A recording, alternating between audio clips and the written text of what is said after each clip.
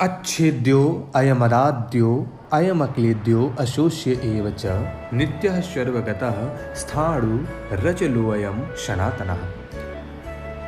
शस्त्र आदि इस शरीर में विकार क्यों नहीं करते, ये बात इस श्लोक में कहते हैं। अच्छेद्यो अयम, शस्त्र इस शरीर का छेदन नहीं कर सकते। इसका मतलब ये नहीं कि शस्त्रों का अभाव है, यह शस्त्र चलाने वाला अयोग्य है। प्रत्युत छेदन रूपी क्रिया शरीर में प्रविष्ट ही नहीं हो सकती। यह छेदन योग्य होने के ही है ही नहीं। शस्त्र के सिवाय मंत्र, शाप आदि से भी इस शरीर का छेदन नहीं हो सकता। जैसे याज्ञवल्क्य के प्रश्न का उत्तर न दे सकने के कारण उनके शाप से शाकल्य का मस्तक कटकर गिर गया। इस प्रकार देह तो मंत्रों से, वाणी से कट सकता है, पर देही सर्वथा अच्छेद्य है।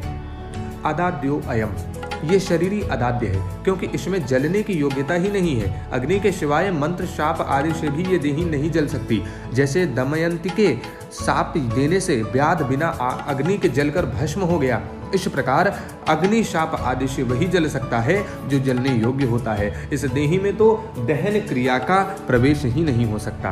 अक्लेद्य, ये देही गीला होने वाले योग्य नहीं है, अर्थात इसमें गीला होने की योग्यता ही नहीं है। जल से एवं मंत्र, शाप, औषधि आदि से ये गीला नहीं हो सकता। जैसे सुनने में आता है कि मालकोश राग के गाए जाने से पत्थर भी गीला हो जाता है, चंद्रमा को देखने से चंद्रकांत मणि गीली हो जाती है, परंतु ये देही राग, रागिनी आदि से गीली होने वाली वस्तु नहीं है। अशोष्य, यह देही अशोष्य है। वायु से इसका शोषण हो जाए ये ऐसी वस्तु नहीं है, क्योंकि इसमें शोषण क्रिया का प्रवेश ही नहीं होता।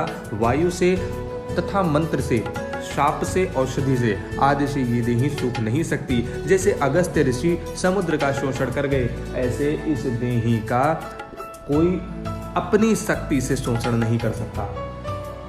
एवचा, अर्जुन नाश की संभावना को लेकर शोक कर रहे थे, इसलिए शरीर को अच्छेद्य, अदाद्य, अक्लेद्य और अशोष्य कहकर भगवान एवच पदों से विशेष जोड़ देकर कहते हैं कि यह शरीरी तो ऐसा ही है, इसमें किसी भी क्रिया का प्रवेश नहीं होता, अतः यह शरीरी शोक करने योग्य है ही नहीं। ये देही नित्य निरंतर रहने वाला है, ये किसी काल में नहीं था और किसी काल में नहीं रहेगा, ऐसी बात नहीं है, किंतु ये सब काल में नित्य निरंतर ज्यों का त्यों रहने वाला है। सर्वगतः, ये देही सब काल में ज्यों का त्यों ही रहता है, तो ये किसी दशा में रहता होगा। इसके उत्तर में कहते हैं कि ये देही संपूर्ण व्यक्ति, वस्तु, शरीर आदि में एक रूप से विराजमान है। अचला, यह सर्वगत है, तो यह कहीं आता जाता भी है होगा। इस पर कहते हैं कि ये देही स्थिर स्वभाव वाला है, अर्थात इसमें कभी यहाँ और कभी वहाँ इस प्रकार आने जाने की क्रिया नहीं है।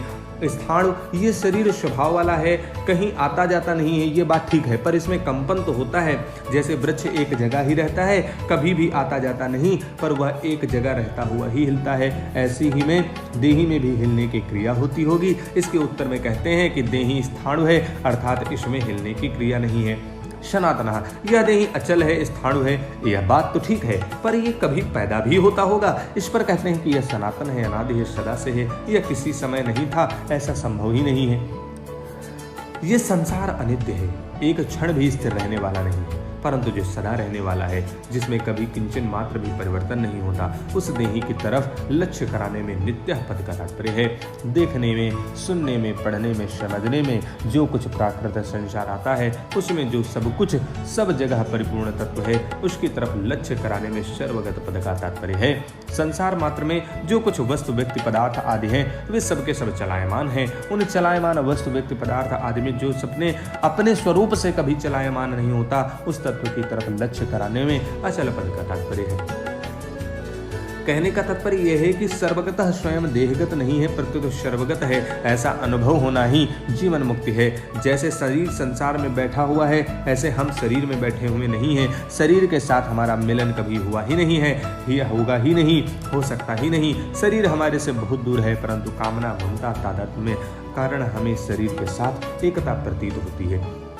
उपर्युक्त पांचों विशेषणों का तात्पर्य है कि शरीर संसार के साथ पदार्थ में होने पर भी और शरीर शरीरी भाव का अलग अलग अनुभव न होने पर भी शरीर नित्य निरंतर एक रस, एक रूप रहता है। एक शब्द में इस पूरे श्लोक का अर्थ हम आपको बताएं तो वो ये होता है कि शरीरी को अर्थात आत्मा को शरीर की जरूरत नहीं, बल्कि शरीर को आत्मा की जरूरत है। जो आत्मा है वो बिना शरीर के मौत से रहती है।